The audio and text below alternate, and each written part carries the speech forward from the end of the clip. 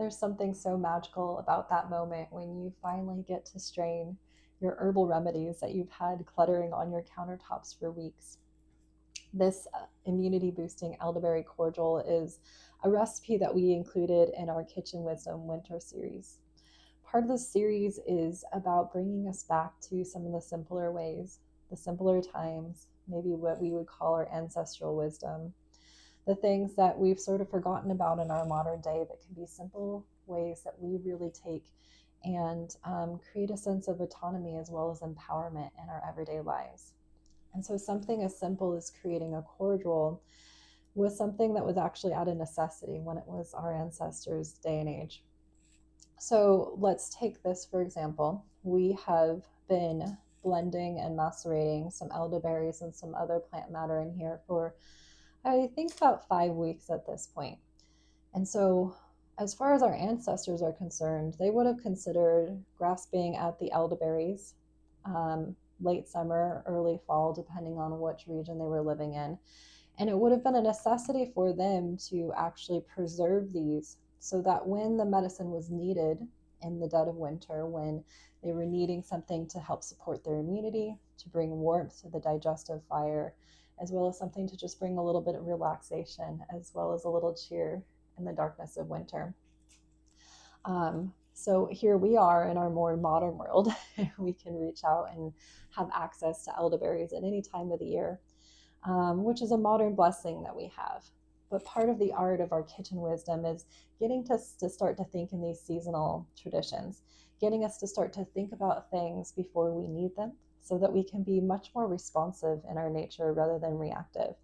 And I find, at least in my world, when I can respond to scenarios, respond to symptoms of my body, rather than having to react and run out and try to find different ingredients and different products, that in the long term really has this soothing effect on my nervous system.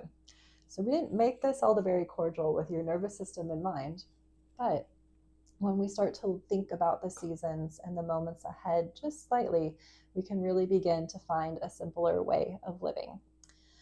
So let's go ahead and dive in. First of all, I should say, if you're interested in getting this recipe and or adapting your own version of a cordial, there's a lot of different things that you can jump to online, but through our series, we take you into many of the different remedies that would be useful and productive to have on hand, as well as ways that you can boost your everyday kitchen. And that's in our Winter Kitchen Wisdom series. So we bring these video series out seasonally. And as we stand here, we're at midwinter season. And so we're getting ready to let go of our final steep for our elderberry cordial. So let's go ahead and do this. So if you're new to herbalism, this is sort of the after effect, which is a beautiful place to step in because it can inspire you to want to get into the kitchen and begin to create your own herbal remedies. But what we're going to do is remove the lid for everything that's been steeping here. And you notice we have parchment paper on here. Anytime that we're working with something like an alcohol or a vinegar, we always want to make sure that we're using parchment paper between a metal lid. Otherwise, we'll start to get that corrosion that happens. And then that's possible that that's going to get into your remedy. And we're really looking at bringing beautiful things into our body and wanting to avoid disasters like that. So whether you're making fire cider or you're making a tincture, always make sure that you have that parchment in between your metal and your glass jars. Just a little tip for you. So in order to strain our herbal maceration, which is simply put just our elixir here, this is just one of the many ways that I approach this. It always just depends on the size of things I'm doing. But the simplest way, knowing that I've got a little bit more that I need to add to this, is I'm going to just bring a Pyrex jar. You want to work with glass as much as you can, glasses and metals. We want to try to avoid plastic, especially when we do have something like an alcohol base here or a vinegar base. And then we're just going to go ahead and pour. And for the video's sake, we might not get all the liquid into this container, but just for visibility, I wanted to have a see-through mechanism here. If I was doing this on my own, I would sit here and I will later truly express all of the liquid out of the mash, as we call it. The mash is the spent herb that's left over after we I'll come back for some more of this later.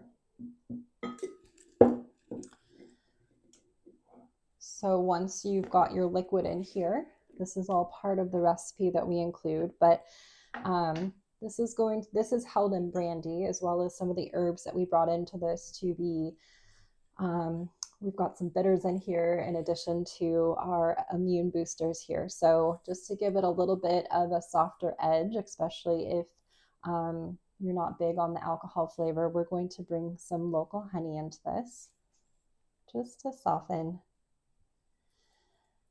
And we have measurements in all the recipes, but I practice a lot of folk herbalism, so we're just going to eyeball this for now. And we'll start to let the honey dissolve within the mixture here.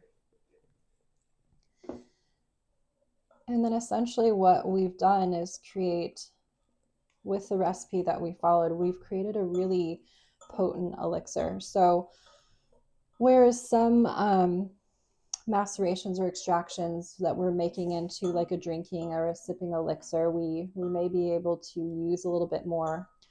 I've brought this sort of sample jar here, so we're just going to let that do its thing. I'll finish that up later, but this was our earlier on in the season Elderberry Cordial that we made. But when it comes to, again, the practices of our ancestors, this really would have been made with the essence of sipping. Just like if we're making a fire cider, we don't necessarily need to drink a 6-ounce remedy of fire cider. We're really just trying to get that boost of highly concentrated plant matter into a single serving. And so while it might feel fun to, drink a big glass of brandy at the end of the day, this is really meant to be an additional potency with these herbs, and we really don't need a lot of elderberry to go a long way. So when it comes to serving sizes, and these are my cute little thrifted glasses that I found along the way. Been watching a lot of Downton Abbey this season, and if you watch some of these period pieces, you'll start to recognize, we didn't really have big snifter glasses back in the day or big wine glasses back in the day. There was really a delicacy and a simpleness to the way that we brought these in, and they were really meant to be savored. And so for me, if I was getting ready to drink this in the evening, getting close to that here in Southern California, this is the simplicity of the dosage I would take for myself. And I would probably just sip on this throughout the evening, just letting it be warming, maybe an after dinner sort of digestive aid. But this is our beautiful, and you can see the incredible color of the elderberry. Maybe you can't, but there's this extra purple hue, violet hue to this that would be above and beyond what the brandy would have to offer. And you could smell too if we had the ability to do so. So really with this elixir, all of our senses begin to get engaged, which to me is one of the first elements of any herbal remedy, is we want to engage the senses. We want to have the potency of all of our energy be heightened by whatever we're bringing into the body. And I find that a winter cordial is a really powerful way to not only stimulate the immunity as well as the digestion, but to enliven all of the senses for the season. So if you're interested in diving in, crafting some of your own elixirs or bringing in some winter ideas and inspirations, you can find all the information about our Kitchen Wisdom series down below. And of course, if you get into this and you craft this recipe or create an essence of your own version of it, we would love to hear about that in the comments. So in the meantime, life's a beautiful journey, and I hope you venture well.